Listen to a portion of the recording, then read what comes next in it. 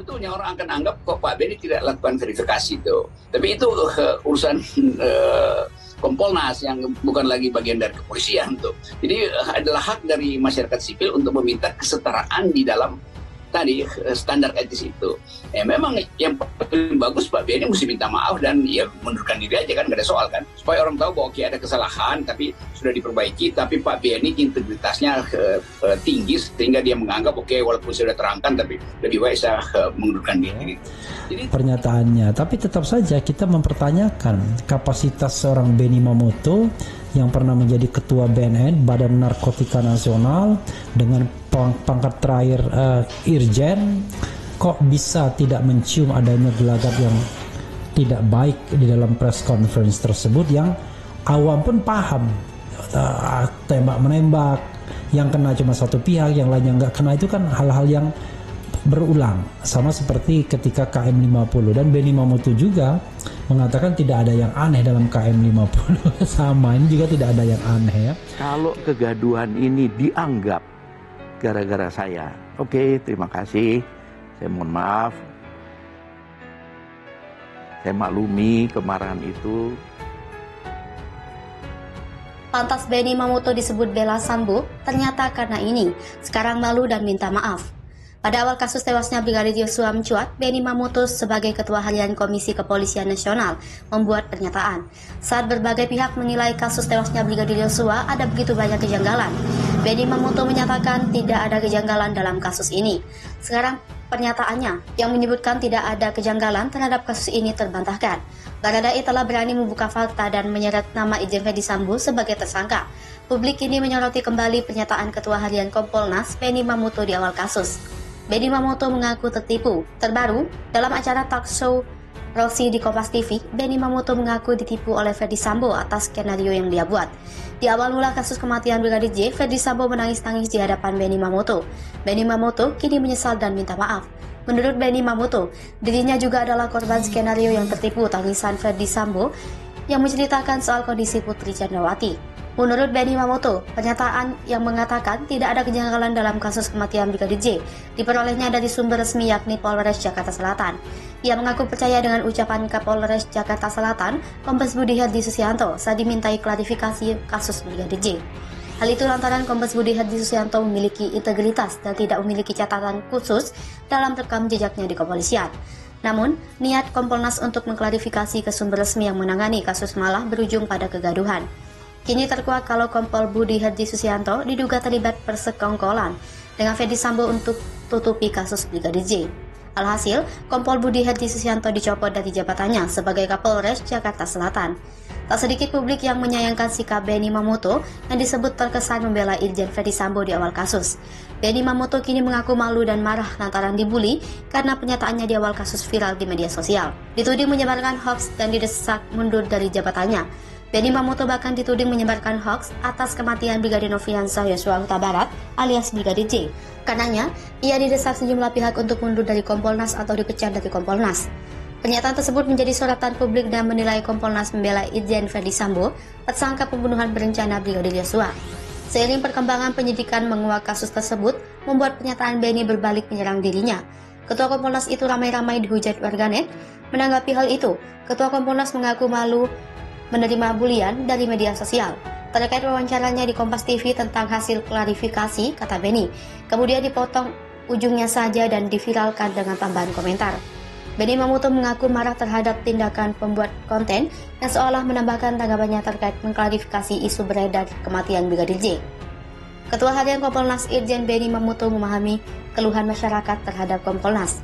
Benny juga memahami kemarahan publik yang menanti kasus pembunuhan Brigadir Nofriansah Yosua Huta Barat atau Brigadir J.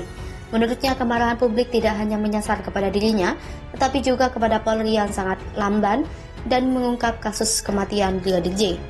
Putri istri Verdi Sambo rela beri jatah 2 orang ini demi jaga rahasia soal Brigadir J terbongkar.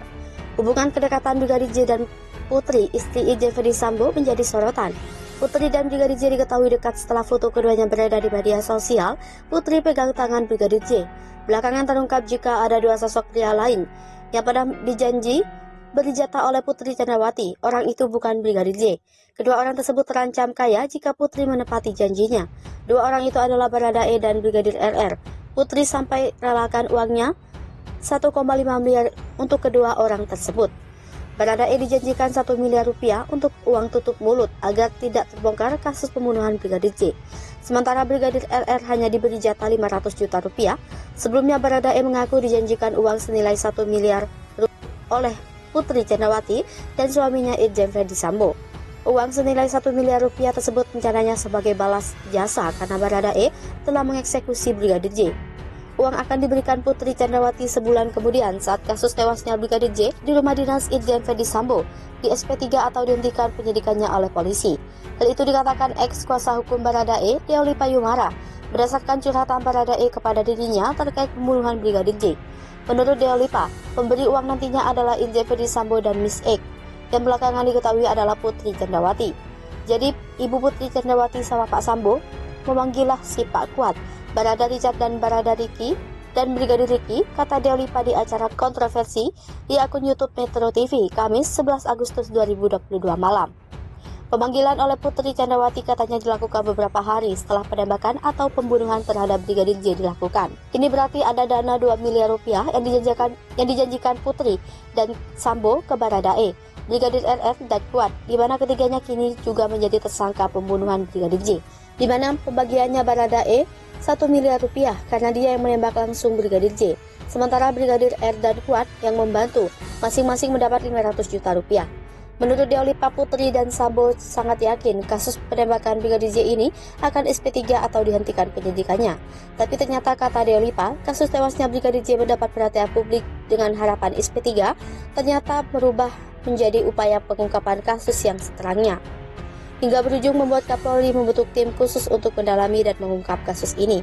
Sementara itu, kuasa hukum Brigadir J Komarudin Simanjuntak mengatakan informasi yang didapatnya adalah dana yang disampaikan Sambo untuk menutupi kasus ini mencapai 5 miliar rupiah. Cabut kuasa, sebelumnya tersangka pembunuhan Brigadir J yakni Barada Richard Eliezer atau Baradae mencabut pemberian kuasa kepada pengacaranya Deoli Payumara dan Burhanuddin.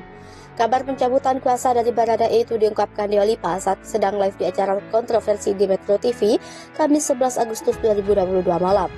Dalam pesan WhatsApp itu katanya berupa foto surat resmi pencabutan kuasa yang ditandatangani Richard Eliezer di atas materai. Ia kemudian membacakan surat pencabutan kuasa itu yang disebutkan dalam surat ditandatangani langsung oleh Barada Richard Eliezer. Deolipa menilai surat pencabutan kuasa sangat janggal, apalagi bahasa yang digunakan sangat bahasa hukum dan ia tidak yakin pencabutan kuasa benar-benar atas kemauan Barada Eliezer. Dengan surat itu, kata Deolipa, maka saat ini Baradae tidak didampingi pengacara. Ketua Indonesia Police Watch Sugeng Teguh Santoso mengecam pencabutan kuasa Baradae dari pengacara Deolipa. Ia merasa ada intervensi penyidik yang memaksa Baradae mencabut kuasanya dari Deolipa dan tim.